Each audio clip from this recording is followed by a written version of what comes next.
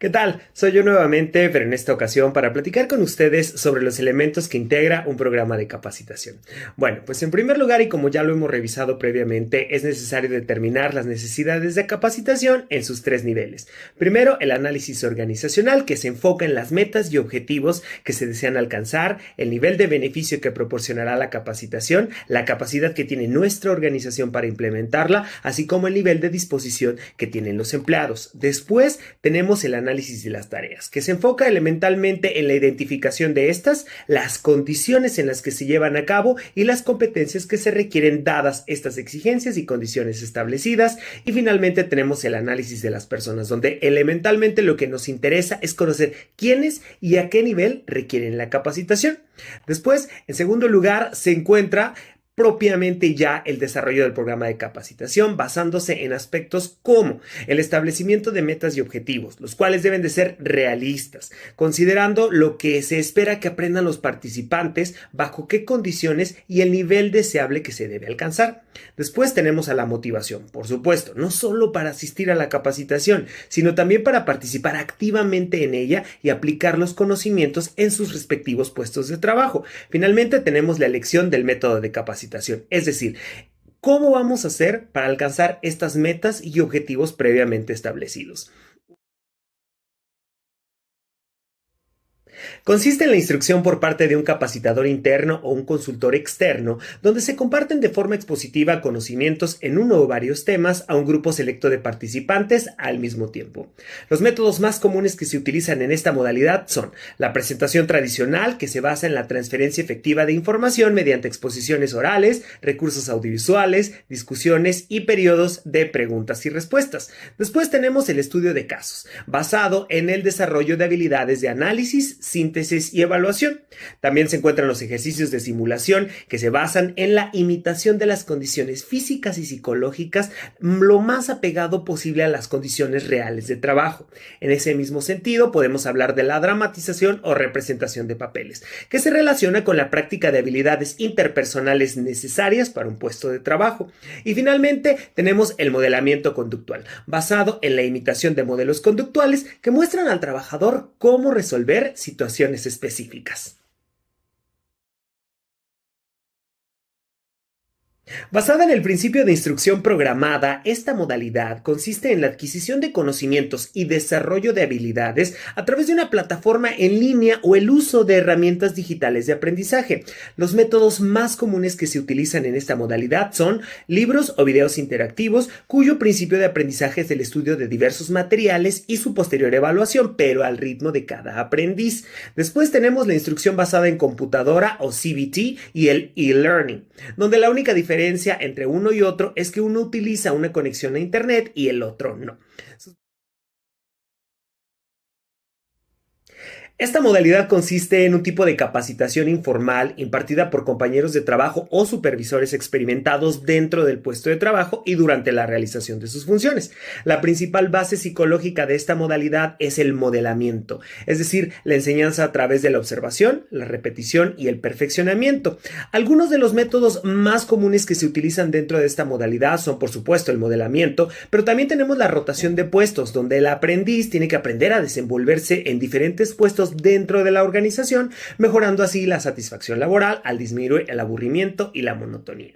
También está el adiestramiento, cuya base de aprendizaje se centra en la adquisición de conocimiento por parte de un aprendiz mediante la práctica directa con un experto en el oficio.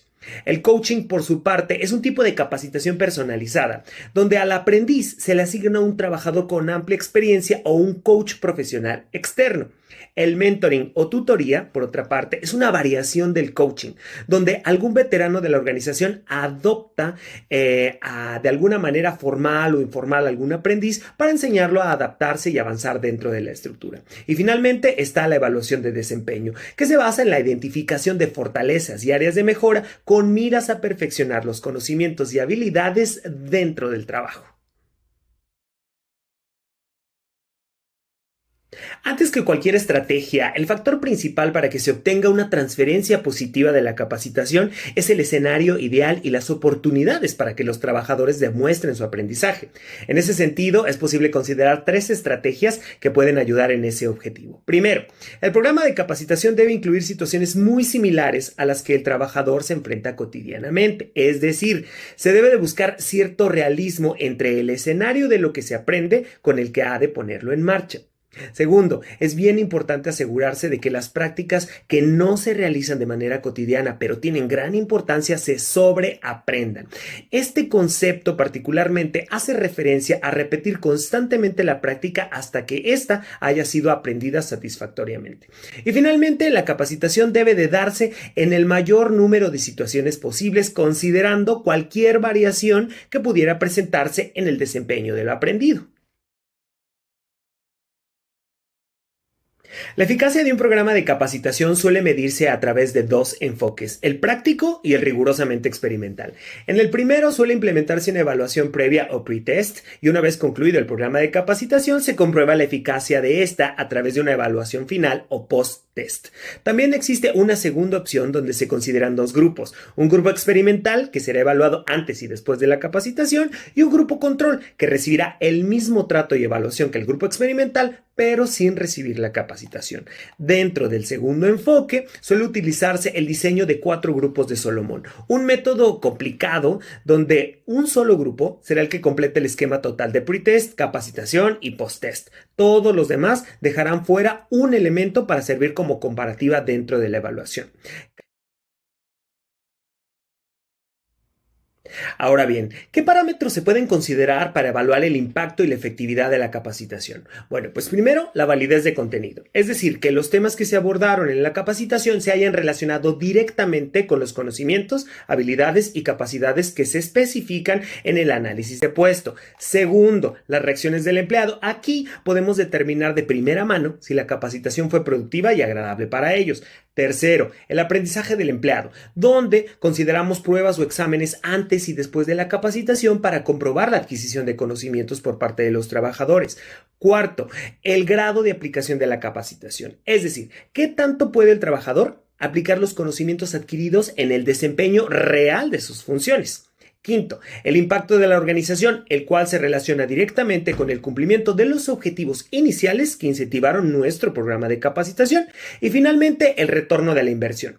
Es decir, si los costos de la capacitación fueron menores a las ganancias o ahorros percibidos, entonces se puede considerar como exitoso nuestro programa de capacitación. Ahora bien, aterricemos un poquito toda la teoría que hemos revisado.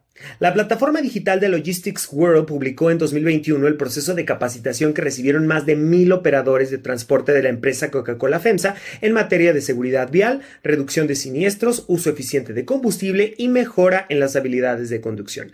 En el artículo se menciona que la capacitación incluyó más de 170 sesiones y se realizó de manera presencial pero itinerante en más de 10 entidades del país. Esto se logró mediante el uso de un aula móvil de simulación que permitió recrear situaciones reales con factores de riesgo para los operadores de transporte.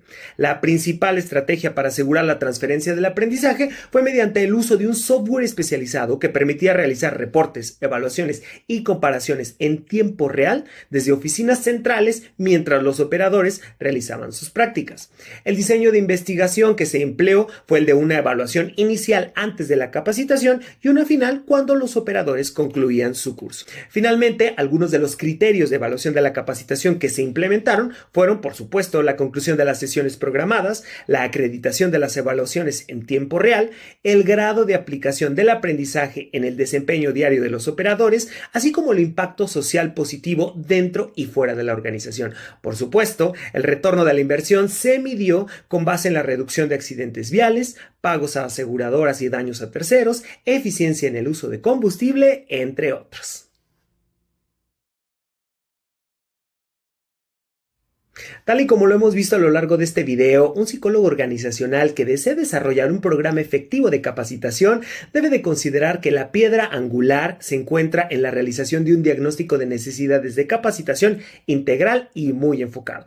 En ese sentido, los métodos de capacitación deben ser elegidos pensando rigurosamente en las necesidades detectadas, los recursos con los que cuenta la organización y en el público al que serán dirigidos, ya sea de manera presencial, a distancia o en el mismo puesto de trabajo. Será necesario que el encargado determine cuáles técnicas cubren satisfactoriamente las necesidades de aprendizaje de los participantes. De esta manera, la utilización de principios psicológicos como modelamiento, la transferencia efectiva de conocimiento, el sobreaprendizaje y la motivación son esenciales en el cumplimiento de los objetivos y la satisfacción de las necesidades previamente detectadas.